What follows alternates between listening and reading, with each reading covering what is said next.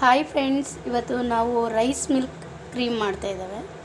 Rice milk cream ಮಾಡಲಿಕ್ಕೆ ನಾನು 2 spoon ಅಷ್ಟು ನೆನೆಸಿಟ್ಟಿರುವಂಥ ಅಕ್ಕಿಯನ್ನು ತಗೊಂಡಿದ್ದೇನೆ. ಒಂದು 2 ಗಂಟೆ ಟೈಮ್ ನೆನೆದಿದ್ರೆ ಸಾಕು. ಸೊ ಅಕ್ಕಿಯನ್ನು ತಗೊಂಡಿದ್ದೇನೆ. ಅದರ ಜೊತೆಗೆ ಗೋಡಂಬಿ, ದ್ರಾಕ್ಷಿ, ಏಲಕ್ಕಿ ಪುಡಿ, ಬಾದಾಮಿ ಹಾಗೂ ಪಿಸ್ತಾ ಕೂಡ ತಗೊಂಡಿದ್ದೇನೆ. ಗೋಡಂಬಿ, ದ್ರಾಕ್ಷಿ, ಬಾದಾಮಿ, ಪಿಸ್ತಾ ಇವೆಲ್ಲವನ್ನು ಕೂಡ ಸಣ್ಣದಾಗಿ ಕಟ್ ಮಾಡ್ಕೊಳ್ಳೋಣ.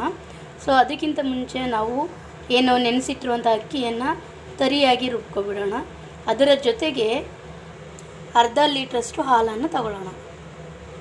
ಇವಾಗ ನಾವು ಒಂದು ಕಡಾಯಿ ಕಾಯ್ಲಿಕ್ಕೆ ಇಟ್ಟಿದ್ದೇವೆ. ಸೊ ಅದಕ್ಕೆ ಹಾಲನ್ನು ಹಾಕೊಳ್ಳೋಣ. ಸಿಮ್ಮುರಿಯಲ್ಲಿಟ್ಟು ಹಾಲನ್ನು ಕುದಿಸ್ಕೊಳ್ಳೋಣ. ಹಾಲು ಕೂಡ ಕುದೀತಾ ಇದೆ. ಇವಾಗ ನಾನು ಹೇಳ್ದಾಗೆ ಎಲ್ಲ ಡ್ರೈ ಫ್ರೂಟ್ಸನ್ನು ಸಣ್ಣದಾಗಿ ಕಟ್ ಮಾಡಿ ಇಟ್ಕೊಂಡಿದ್ದೇನೆ ಎಲ್ಲನೂ. ಸೊ ಅದಾದ ನಂತರ ಅಕ್ಕಿ ಹೇಳಿದೆ ನಿಮಗೆ. ಅಕ್ಕಿಯನ್ನು ಕೂಡ ರುಬ್ಕೊಂಡಿದ್ದೇನೆ ತರಿಯಾಗಿ. ಸೊ ಯಾವುದೇ ರೀತಿ ನೀರು ಕೂಡ ಆ್ಯಡ್ ಮಾಡೋಂಗಿಲ್ಲ. ಇವಾಗೇನು ಹಾಲು ಕುದೀತಾ ಇದೆಯಲ್ಲ, ಸೊ ಇದಕ್ಕೆ ನಾವು ನೀರು ಕೂಡ ಹಾಕಬಾರ್ದು. ಹಾಗೆಯೇ ಹಾಲಲ್ಲೇ ಚೆನ್ನಾಗಿ ಕುದಿಸ್ಕೊಳ್ಬೇಕು. ಇದಕ್ಕೆ ಒಂದು 2 ರಿಂದ 3 ಸ್ಪೂನಷ್ಟು ಸಕ್ಕರೆ ಹಾಕ್ಕೊಳ್ಳೋಣ. ಇವಾಗೇನು ಹಾಲು ಕುದೀತಾ ಇದೆಯಲ್ಲ, ಅದಕ್ಕೆ 3 ಸ್ಪೂನ್ನಿಂದ ಸಕ್ಕರೆ ಹಾಕೊಳ್ಳೋಣ. ಸ್ವೀಟ್ ನಿಮಗೆ ಹೇಗೆ ಬೇಕಿರುತ್ತೋ ಹಾಗೆ ನೋಡಿ ಹಾಕೊಳ್ಳಿ.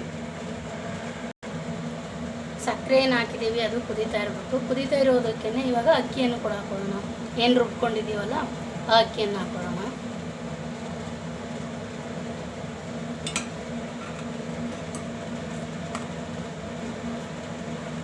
ನಾವಿವಾಗ ಇದು ಅಕ್ಕಿ ಹಾಕಿದ ನಂತರ ಇದನ್ನು ಚೆನ್ನಾಗಿ ತಿರುಗಿಸ್ತಾನೆ ಇರಬೇಕು. ಇಲ್ಲಾಂದರೆ ಏನಾಗುತ್ತೆ, ಅದು ಗಂಟಾಗೋ ಸಾಧ್ಯತೆ ಇರುತ್ತೆ.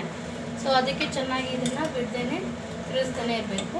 ಸೊ ಇದು ಹಾಲು ಮತ್ತು ಅಕ್ಕಿ ಎಲ್ಲ ಚೆನ್ನಾಗಿ ಗಟ್ಟಿಯಾಗಬೇಕು. ಸೊ ನಂತರ ಉರಿಯನ್ನು ಮೀಡಿಯಮ್ ಉರಿಯನ್ನು ಕೊಟ್ಕೊಳ್ಳಿ. ಸೊ ಹೀಗೇನೆ ಚೆನ್ನಾಗಿ ಕೈ ಆಡ್ತಾನೆ ಇರಬೇಕು. 5 ರಿಂದ 10 ನಿಮಿಷ ಹೀಗೆ ಚೆನ್ನಾಗಿ ಹಾಲೆಲ್ಲ ಕಡಿಮೆ ಆಗಬೇಕು. ಅದು ಗಟ್ಟಿ ಬರೋವರೆಗೂ, ಕ್ರೀಮಿ ಥರ ಬರೋವರೆಗೂ ಹೀಗೆ ಮಾಡ್ತಾನೆ ಇರಬೇಕು. ಸೊ ಯಾಕಂದರೆ ಅಕ್ಕಿ ಎಲ್ಲ ಚೆನ್ನಾಗಿ ಒಡೆ ಬೆಂದು ಚೆನ್ನಾಗಿ ಸ್ಮೂತಾಗಿ ಇದಾಗ್ತಾ ಇರುತ್ತೆ. ಸೊ ಹೀಗೆ ಇದು ಮಾಡೋಣ, ಚೆನ್ನಾಗಿ ಕುದಿಸೋಣ ಒಂದು 5 ರಿಂದ 10 ನಿಮಿಷ. ಇವಾಗ ನೋಡಿ ಚೆನ್ನಾಗಿ ಕುದೀತಾನೆ ಇರಲಿ ಚೆನ್ನಾಗಿ.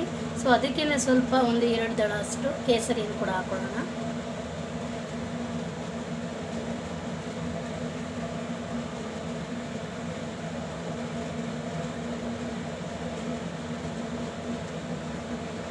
ಕಲರ್ ಚೆನ್ನಾಗಿ ಬರುತ್ತೆ. ಹಾಕಿದ್ದೇನೆ ಒಂದು 2-3 ಸಾಕು.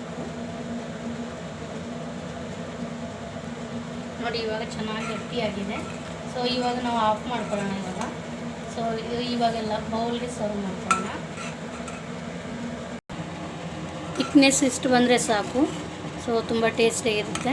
ಸೊ ಇದನ್ನು ನಾವು ಒಂದು ಬೌಲ್ಗೆ ಸರ್ವ್ ಮಾಡಿಕೊಂಡು ಫ್ರಿಜ್ಜಲ್ಲಿ ಇಡೋಣ.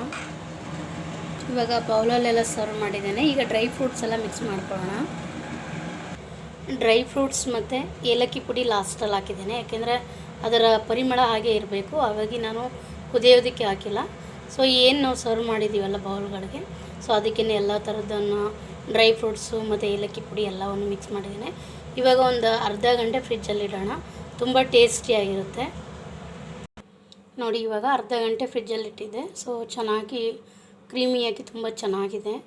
ಸೊ ಈ ಬೇಸಿಗೆ ಕಾಲದಲ್ಲಂತೂ ಈ ಥರ ರೆಸಿಪಿಯನ್ನು ಮಾಡಿಕೊಂಡ್ರೆ ಮನೆಯಲ್ಲಿ ತುಂಬಾ ಒಳ್ಳೆಯದು. ಸೊ ಅದರಲ್ಲೂ ಕೂಡ ಮಕ್ಕಳಿಗೆ ತುಂಬ ಇಷ್ಟ ಆಗುತ್ತೆ, ದೊಡ್ಡವರಿಗೆಲ್ಲ ತುಂಬ ಇಷ್ಟ ಆಗುತ್ತೆ. ಸೊ ಆರೋಗ್ಯವನ್ನು ಕೂಡ ಮನೆಯಲ್ಲೇ ಈ ರೀತಿ ಮಾಡಿಕೊಂಡು ಚೆನ್ನಾಗಿ ನೋಡ್ಕೊಳ್ಬೋದು. ಸೊ ನೀವು ಇದನ್ನು ಟ್ರೈ ಮಾಡಿ. ಸೊ ಹೆಚ್ಚಿನ ವೀಡಿಯೋಸ್ಗಾಗಿ ನನ್ನ ಚಾನಲನ್ನು ಸಬ್ಸ್ಕ್ರೈಬ್ ಮಾಡಿ.